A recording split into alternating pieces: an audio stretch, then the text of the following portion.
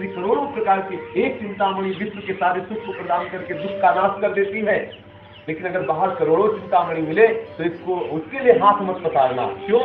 वृंदावन में एक चिंतामणि है, जिस चिंतामणि की महिमा संसार जानता है। ऐसी करोड़ों चिंतामणि लाल जी के चरणों से निकलती हुई अष्ट सिद्धियां, 9 सिद्धियां, नाना प्रकार के वैभव प्रकट होते रहते हैं, लेकिन अपनी प्रियाजू चिंतामणि प्रणमताम ब्रजनागरीणाम चूड़ामणि कुलमणि वृषभानुनाम्नः। एक चिंतामणि वृंदावन में है, उस चिंतामणि को छोड़ करके यदि करोड़ों चिंतामणि वृंदावन के बाहर मिले तो हाथ मत पसारना। यद वृंदावन मात्र गोचर हो यन्न श्रुतिकम शिरो त्यारोढ़ समते नयत शिव सुखादी नाम तुझे अध्यानगम। श्री वृंदावन में कौन सी चिंतामणि है? श्री किशोरी श्री लाल देवी। श्री भगवत रसी जी कह रहे हैं कि जावक जूत जुग चरण लली के अद्भुत अमल अनूप दिवाकर मोहन मानस कंज कली के जावत जुत जुग चरण लली के मंजुल मधुल मनोहर सुख निधि सुभग सिंगार निकुंज गली के सुरतर काम धेनु चिंतामणि सुरतर कामधेनु चिंतामणि भगवत रसिक अनन्य अली के जावक जुत जुग चरण लली के। श्री जी का जो स्वरूप है चिंतामणि स्वरूप है। चिंतामणि प्रणुताम ब्रजनागरीणाम, जहाँ भगवत रसिक के सुरतर कामधेनु चिंतामणि। इस श्री राधा नाम वाली चिंतामणि को छोड़ करके और जगत की किसी अन्य चिंतामणि की तरफ यदि बाहर निकले हाथ पसारा तो माया होगी। अगर बाहर हरि भी दिखाई दे तो बाहर की तरफ मत देखना। हो सकता है माया से हरि ने रूप धारण किया हो, लेकिन श्रीधाम वृंदावन में माया का प्रवेश नहीं है, वैभव का प्रवेश नहीं है, ऐश्वर्य का प्रवेश नहीं। यहाँ केवल माधुर्य ही माधुर्य है, परम प्रेम रस ही विराजमान है। और जहाँ प्रेम रस विराजमान है ऐसे श्रीधाम वृंदावन को छोड़ करके हमें कहीं नहीं जाना। जो तो ही वृंदावन धनु भावे तो कत स्वारथ परमारथ लगी मूढ़ ही मन है दोरावे। जो तो ही वृंदावन धन भावे। यदि श्रीधाम वृंदावन रूपी धन आपको अच्छा लगता है तो स्वार्थ या परमार्थ के लिए भी क्यों बाहर जाते हैं? अब जैसे लोग कहते हैं हम अमुक तीर्थों में अमुक तीर्थों में अमुक तीर्थों में जाते हैं। अरे जितने भी तीर्थ प्रकट हुए सब श्री हरि के चरणारविंद से ही तो प्रकट हुए हैं, या जिन महापुरुषों ने हरि के चरणारविंद को अपने हृदय में धारण कर रखा है उनके द्वारा प्रकट किए हुए हैं। और साक्षात श्री हरि प्रिया ही यहाँ विराजमान होकर के नित्य के लिए करते हैं। ऐसे श्रीधाम वृंदावन से अलग हटकर कौन से तीर्थ से हमें कौन सा लाभ प्राप्त करना है? परमार्थ के लिए भी बाहर नहीं जाना और स्वार्थ के लिए भी बाहर नहीं जाना, क्योंकि समस्त स्वार्थ और परमार्थों की पूर्ति श्रीधाम वृंदावन में जो होती है वो अन्यत्र नहीं होने वाली। सारे तीर्थ अपने को पाप रहित करने के लिए प्रयागराज जाते हैं, और प्रयागराज जब सब तीर्थों का पाप स्वीकार करते हैं तो इन धाम में आते हैं श्रीधाम वृंदावन, और यहाँ की रज में लोट लगाते हैं और निष्पाप होकर के चले जाते हैं। ये बहुत बड़े महापुरुषों के वचन की बात है कि समस्त तीर्थ जो है सब जीवों को निर्मल करते हुए अपने पाप लेकर के प्रयागराज पहुंचते हैं। जब प्रयाग वो माघ मकर गति रवि जब हुई तीर्थपति आओ सब कोई, तीर्थराज प्रयाग में पहुंचे, और प्रयागराज में जब सब अपने पाप छोड़ जाते हैं तो प्रयागराज भी कलुषित हो जाते हैं। वो आते हैं श्रीधाम वृंदावन की परिक्रमा के रज में अपने शरीर को अभिषिक्त करते हैं और पाप मुक्त होकर पुनः पावर लेकर के सबको पावन करने का, और फिर प्रयागराज पहुंच जाते हैं। ऐसे श्रीधाम वृंदावन को हमें नहीं छोड़ना है। श्रीधाम वृंदावन भगवत कृपा से मुझे प्राप्त हो चुका है, तो अब मुझे पुनः अपनी साधुता को ही ग्रहण करना है, साधु स्वभाव में ही रहना है। वो साधु स्वभाव यही कि जिस परिस्थिति में प्रभु रखे उस परिस्थिति में रहते हुए निरंतर भगवत स्मरण करते हुए निरंतर दूसरों के हित की भावना रखते हुए अपने मन को प्रियालाल के चरणों की प्राप्ति की ही संकल्प बनाने की लालसा लगाए हुए श्रीधाम वृंदावन में विराजमान रहे। बाहर जाने की आवश्यकता, यदि प्रारब्धवशात बाहर जाना पड़े तो श्रीधाम वृंदावन को हृदय में तो रखे ही, भूले कदापि ना। पहली बात तो जाए ही नहीं, और अगर जाना पड़े दुर्भाग्यवश, सौभाग्य नहीं कहेंगे, क्योंकि बाहर निकले कि माया का इतना बड़ा प्रभाव है कि मन में वृंदावन को रख पाना बड़े बड़े महापुरुषों के लिए दुर्लभ हो जाता है। ये भी आप बाहर जाएंगे तो इतना माया का चांचल्य है, इतना खिंचाव है, इतना आकर्षण है कि जो बड़े बड़े ज्ञानियों के चित्त का अपहरण कर ले तो अपने लोगों के चित्त का अपहरण होने में कितनी देर लगती है। सामने बैठे, इस रज में बैठे, तो इसका प्रभाव है कि चित्त आनंदित है, और जिस समय में यहाँ से हटेंगे और सीमा के बाहर हुए तो माया का वहां पर। देखो श्रीधाम वृंदावन का वास बड़ा कठिन है यहाँ रहने पर। जैसे राजा के महल के आसपास बहुत बड़े बड़े सुभट वीर योद्धा नहीं लगाए जाते, जहाँ कोई महाराज विराजमान हो, जैसे राष्ट्रपति भवन है तो आसपास उसकी कितनी सुरक्षा होगी कि नहीं होगी, और अंदर प्रवेश करने के लिए कितनी जांच होगी। ऐसे श्रीधाम वृंदावन अखिल कोटि ब्रह्मांड नायक परात्पर ईसो के ईस सबके अवतारी श्री राधा वल्लभ लाल जी विराजमान है, ठाकुर जी विराजमान है, प्रियालाल विराज। अब इनके पास ऐसे थोड़ी, यहाँ बहुत बड़ी गाड़ी लगी हुई है, हर जगह तो काम के सैनिक लगे हुए, यहाँ साक्षात काम विराजमान है, हर जगह काम क्रोध लोग मोह मद के सैनिक है, इशारे से परास्त कर देते हैं, लेकिन यहाँ साक्षात वो स्वयं अपने धनुष बाण लेकर के विराजमान है। अगर यहाँ श्यामा श्याम का एक सेकंड भी आपका विस्मरण हुआ तो मार के गिरा दिए जाओ।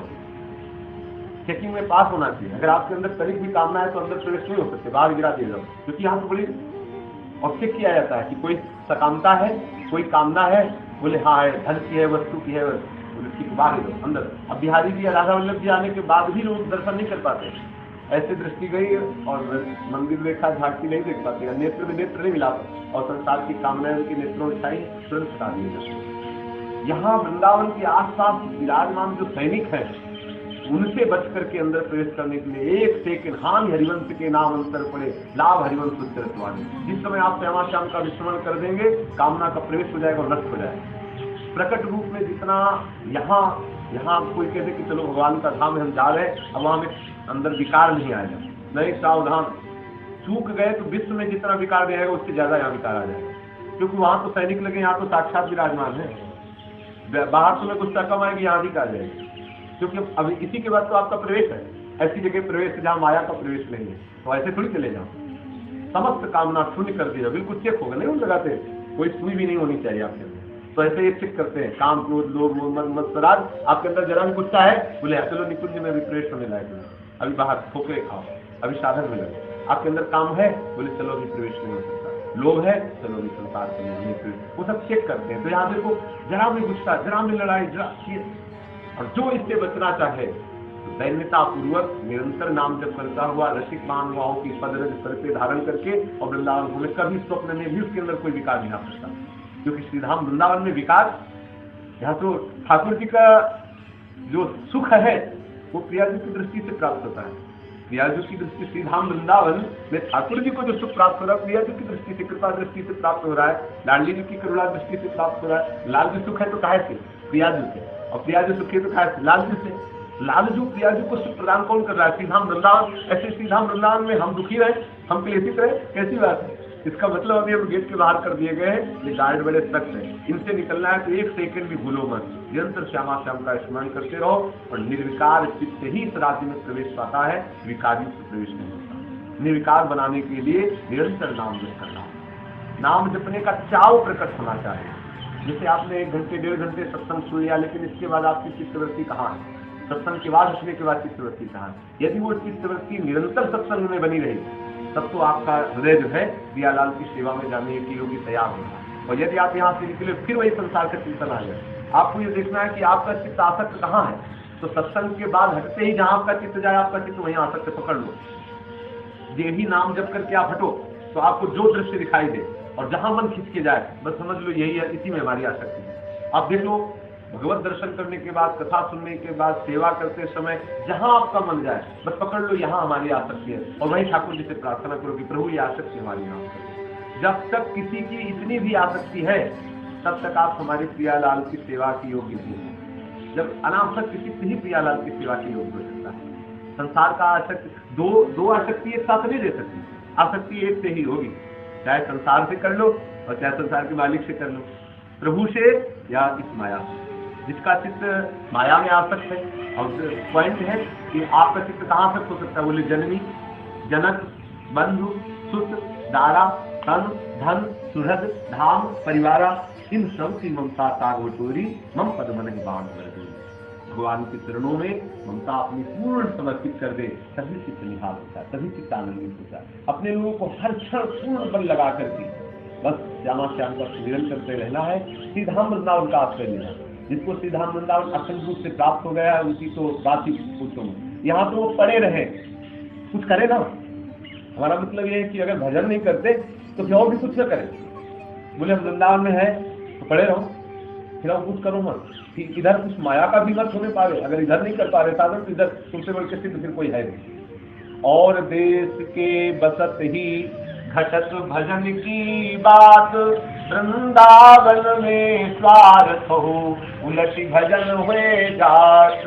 और देश के बसत ही अधिक भजन जो होई, वृंदावन में तो वृंदावन में जो रह रहे हैं और जो बाहर रह रहे हैं उनसे तुलना की जाए वहाँ का बहुत बड़ा भजनानंदी है, और यहाँ से बड़े बड़े सोता रहता है। तो बोले और देश के बसत ही अधिक भजन जो होई, यही सम तो पूजत नहीं वृंदावन रहे सोई। लेकिन वृंदावन में खाता है और सोता है तो भी उसकी बराबरी बाहर से कोई बहुत बड़ा भजनानंदी नहीं कर सकता। क्यों?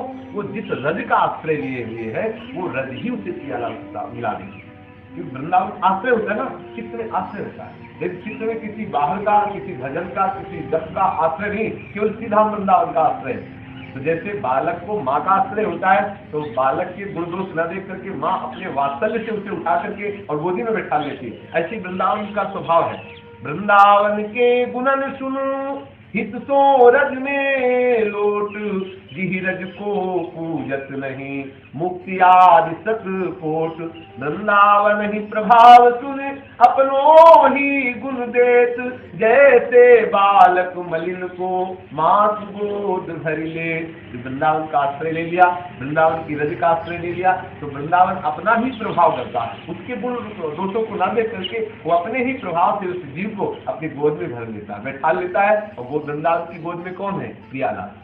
वृंदावन की गोद में ही तो विराजमान है, अर्थात वो प्रियालाल की सेवा प्रदान कर देते। सीधा वृंदावन का सहज स्वभाव है कि यहाँ बात करने वालों को प्रियालाल की सेवा अवश्य मिल जाएगी। वृंदावन का आश्रय ले ले, जैसे कोई धन का भी आश्रय लेकर मैं वृंदावन में रहकर के धन कमाऊंगा, तो इस भाव से भी जो वृंदावन का आश्रय ले ले तो उसे परम धन राधा की सूरी की चरण कृपा का जो आश्रय वो मिल जाएगा इतने ही। क्योंकि वृंदावन धन जो प्रियालाल है इनके रसिक आसक्त चित्त वाले बहुत महापुरुष घूमते रहते हैं। कोई यहाँ स्वार्थ से भी रहेगा तो उनका दर्शन हो जाएगा, उनका भूल से स्पर्श हो जाएगा, उनकी वायु स्पर्श कर जाएगी तो उसके हृदय का स्वार्थ मन नाश हो जाएगा। संतों के दर्शन का प्रभाव होता है, इन रसिक महानुभावों के स्पर्श का प्रभाव होता है, उनके वचनों का प्रभाव होता है। ये सब धन्य भाग हैं जो रिक्शा भी चलाते हैं, जो पशु पक्षी भी है, जो नीच प्रकृति के जीव आपको दिखाई दे रहे हैं, ये सब धन्य भाग हैं क्योंकि इन्होंने श्री धाम वृंदावन का आश्रय ले रखा है। वृंदावन धाम महान कृपा की ही मूर्ति है, बस अपने लोग ऐसा विश्वास करके इसका आश्रय ले लें। अगर इसका आश्रय हो आप कलकत्ते में हो तो भी आपकी बात बन जाए। आश्रय ले लिया ना चित्त से तो वृंदावन कोई सीमित वस्तु नहीं है, ये सच्चिदानंदमय है, ये वहीं से आपको पकड़ लिया।